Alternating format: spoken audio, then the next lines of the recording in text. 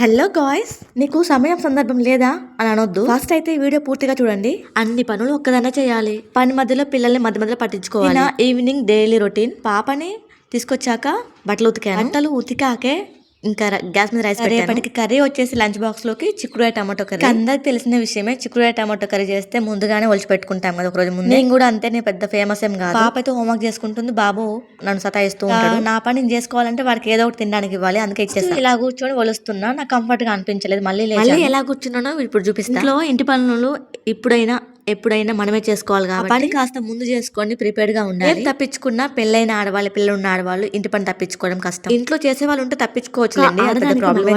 ఒక మగవాడికి ఆడదాని నీడ ఖచ్చితంగా ఉండాల్సిందే. భర్త ఎటుపోయినా భార్య నీడలాగా ఉండాలి. అంత మంచిగా అర్థం చేసుకోవాలని చెప్తున్నాను. ఈ సమయమో కాదో చెప్పొచ్చు చెప్పకూడదు తెలియదు, అయినా చెప్తున్నా. ఫైనల్లీ వలిచేసాను చిక్కుడుకాయ గింజలతోటి. అయితే వీడియో చూసి వదిలేయకుండా లైక్ ఇచ్చి వెళ్ళండి. సబ్స్క్రైబ్ చేసుకోవచ్చు కదా. Thanks for watching.